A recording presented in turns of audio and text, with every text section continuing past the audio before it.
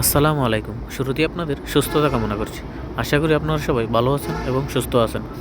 স্বাস্থ্যতত্ত্ব ও ওষুধ পরিচিতির পর্বে আপনাদের স্বাগতম। বন্ধুরা, ওষুধ পরিচিতির আজকের পর্বে যে মেডিসিনটি নিয়ে হাজির হলাম, মেডিসিনটির নাম হচ্ছে রিভোট্রিল 2mg ওষুধ। এই ওষুধটি সম্পর্কে আজকে বিস্তারিত আলোচনা করব। তাহলে চলুন ভিডিওটি শুরু করা যাক। আর ভিডিওটি শুরু করার আগে আপনাদের কাছে ছোট্ট একটি রিকোয়েস্ট থাকবে, আমার এই ভিডিওটি যদি আপনাদের দেখে উপকারে আসে তাহলে অবশ্যই চ্যানেলটি সাবস্ক্রাইব করে এবং বেল আইকনটি বাজিয়ে রাখবেন। রিভোট্রিল আমরা কেন খাবো? চিকিৎসকের পরামর্শ অনুযায়ী এই রিভোট্রিল ওষুধটি সেবন করা উচিত। যাদের মৃগী রোগ বা খিঁচুনি রোগ প্রতিরোধে, উদ্বেগ বা প্যানিক অ্যাটাক কমাতে, ঘুমের সমস্যা দূর করতে, স্নায়বিক উত্তেজনা ও মানসিক চাপ কমাতে, তবে অবশ্যই মনে রাখবেন এটি ডাক্তারের পরামর্শ অনুযায়ী সেবন করা উচিত।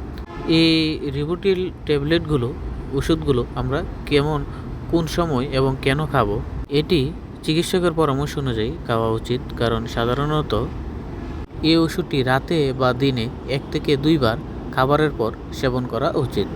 এই ওষুধটি খাওয়ার নির্দিষ্ট সময় ডাক্তার আপনাকে বলে দেবেন। এখন আসুন জেনে নিই এই রিভোট্রিল ট্যাবলেট কী কাজে ব্যবহার করা যেতে পারে। মৃগী রোগে বা খিঁচুনি নিয়ন্ত্রণে, খিঁচুনি বা উদ্বেগ কমাতে, স্নায়ুবিক অস্থিরতা এবং মানসিক চাপ কমাতে এই রিভোট্রিল ট্যাবলেটটি ব্যবহার করা হয়ে থাকে। এখন আসুন জেনে নিই এই রিভোট্রিল ট্যাবলেটটি সেবন করার ফলে কী কী উপকারিতা পাওয়া যায়। স্নায়ুবিক উত্তেজনা কমায়, খিঁচুনি ও মৃগী রোগের ঝুঁকি কমায়, উদ্বেগ বা প্যানিক অ্যাটাক, মানসিক চাপ হ্রাস করে। এটি ঘুমের সমস্যা দূর করতেও অত্যন্ত কাজ করে থাকে। স্নায়ুর কার্যকারিতা স্বাভাবিক রাখতে এটি সাহায্য করে।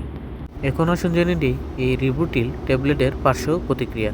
এই ওষুধের কিছু পার্শ্ব প্রতিক্রিয়া দেখা দিতে পারে, যেমন ঘুম ঘুম ভাব, অলসতা বা মাথা ঘোরা, মাথা ভারী লাগা বা ক্ষুধা-মন্দা, বমি বমি ভাব, মেজাজ খিটখিটে হয়ে যাওয়া, স্মৃতিশক্তি কমে যাওয়া ইত্যাদি এগুলো দেখা দিতে পারে। রিভোট্রিল ট্যাবলেট গর্ভাবস্থায় খাওয়া যাবে কিনা? রিভোট্রিল ট্যাবলেট গর্ভাবস্থায় সাধারণত এটি না খেলেই অত্যন্ত ভালো। এটি না খাওয়াতে সবচেয়ে ভালো হয়। গর্ভাবস্থায় বা বুকের দুধ খাওয়ানোর বাচ্চার যে সময় এই অবস্থায় যদি খাওয়া লাগতে পারে তাহলে অবশ্যই চিকিৎসকের পরামর্শ নিয়ে এই ওষুধটি সেবন করবেন।